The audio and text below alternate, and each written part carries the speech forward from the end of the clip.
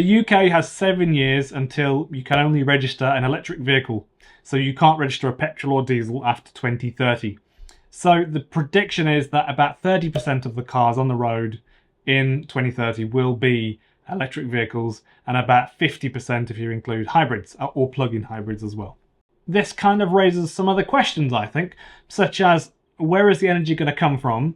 Can the grid deal with it?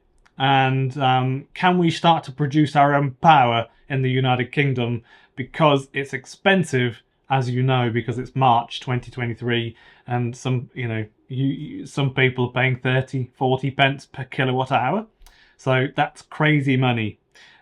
So to put that in perspective, if you were to just pay for a Volvo XC40 now, the electric recharge one, and you fueled it in the UK from your grid electricity, and you just paid your 36 pence per kilowatt hour, that would cost you the same as it would cost roughly 100 Jazz with a small 1.3, 1.4 litre petrol engine.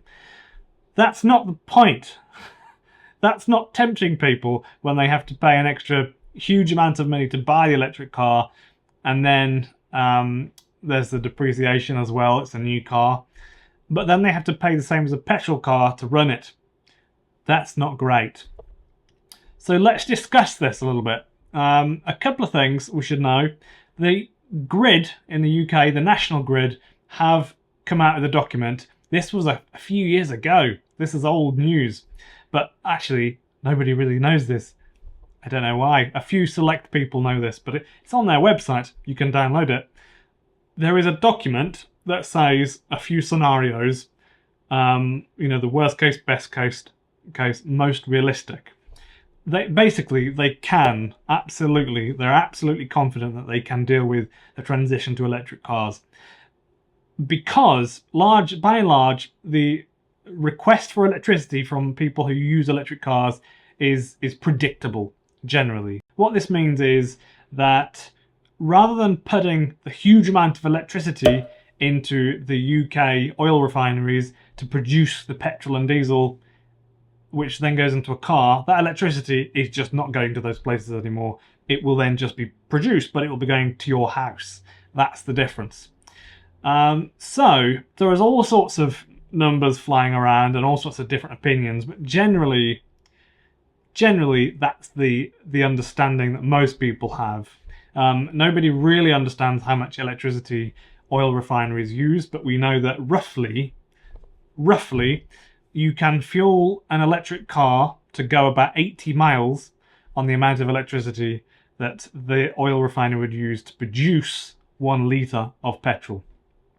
So you can put the electricity in the car, or you can give it to the oil refinery to get 1 litre of petrol, which will then maybe take you so many miles. So of course, this raises lots of questions, and there'll be lots of people doing numbers, such as me and other people, and where do you get this right information from? So I suppose everybody has to make their own decision and do their own research. The UK government have said that the charges in the UK will go up, the amount of them. So there will be 10 times more by the time 2030 has come around, which is a big deal. But from what we can see now, they're really expensive. It's really annoying. What I would reckon is that to get some control over this, people would be quite happy to buy the electric cars in 2030 and onwards. But we just need to figure out how we can fuel them in a more economical way, because for most people, an electric car purchase is a large purchase. As we know, an electric car is the second largest purchase we will generally make in our lives, and it's an economic purchase. For the lucky few, it's an emotional purchase, other than the day of collecting it, which is probably emotional because you've just seen £50,000 disappear. So I would think that in the UK we can look more into wind and we can look more into solar. It's not necessarily in the UK they don't have the luxury to produce huge amounts of energy with solar and wind at home for your average domestic person and then put it into your car.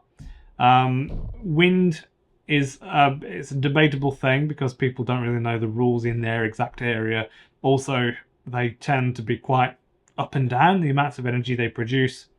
But wind is definitely still an option because as somebody who's, I won't mention their name, but there is somebody who runs a very big company in the UK, said there is 3 or 4 times, there is enough wind energy in the UK to power the whole country 3 or 4 times over. That's probably true. We genuinely know there is more wind in the UK than any other country in Europe, including Norway, which is crazy.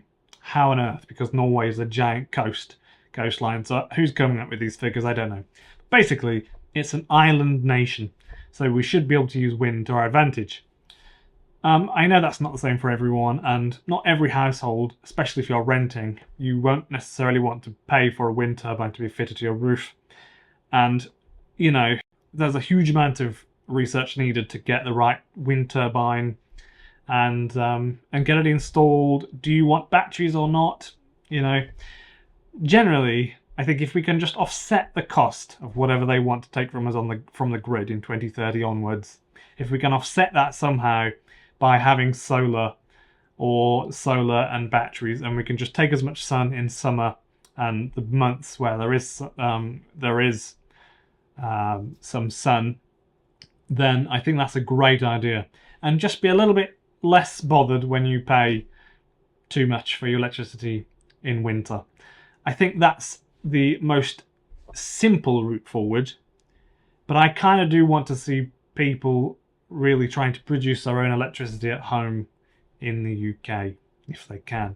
So there's a YouTuber called Ian Sampson. He does a great job of talking about things, and I know that he doesn't use wind. And I did mention a little comment and I said why, but he had a good answer why. Now we're in 2023. We are deep into the information age now. The internet is rooted in most of what we do on a daily basis. People know how to get good information. They just know it. So I would think that people might be more inclined in 7 years' time or 10 years' time. Once they've got an electric car, we know that solar panels come hand in hand with electric cars. People generally, I think there's a statistic that 90 or 95% of people consider or look into getting solar panels once they've bought an electric car within 4 years or something like that. It's a really cool statistic. I should think that people will start to look at how they can put panels in their backyard and put it into a battery and then put it into their car. You know, on a summer's day, you'll do pretty well with that. You can get solar panels quite cheap if you get them for free or cheap on Gumtree or the internet. You can then get some fairly basic 48-volt batteries, and you can get an 800, 900 pound inverter in the UK, and you can pump the sun straight into your car from that. And it's really not too difficult these days. The knowledge is there, so people can figure this out. If you're interested to look at the document from the National Grid, I'll put that in a link to it in the description below. Also, while you're down there, any questions, just put it in the comments. I'll read every comment and I go through and I reply to people. I spend a fair bit of time doing that. So basically, at the minute, 2023, there are 700,000 electric vehicles registered on the roads in the UK, and that's out of 32 million registered. And what they're saying is in the next 7 years, that number will go from 700,000 to about 10 million. That's what they're saying. That number sounds a bit crazy. I do think that number will come down slightly because we're in the information age. People are now seeing lots of good deals online. They know they can get an e-bike and commute to work on an e-bike. It's really quite easy. If you've never been on an e-bike, you should try it. It's like a regular bike, but a lot better.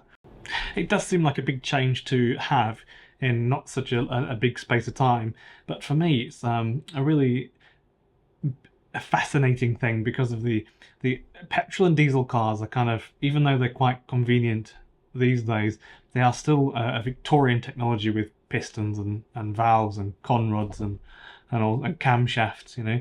So when they go and it's electric cars, generally the roads will be less smelly, a bit less noisy.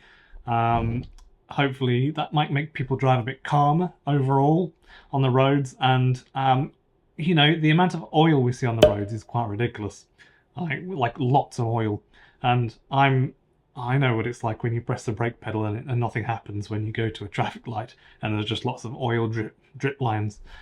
You know, I think things like that will get a little bit better. So from my point of view, it's a big deal. You know, electric cars, when we have electric cars, it'll be a lot better. But we do need to make sure that it's more affordable for us, because we can't just keep paying whatever they tell us to pay and deal with it.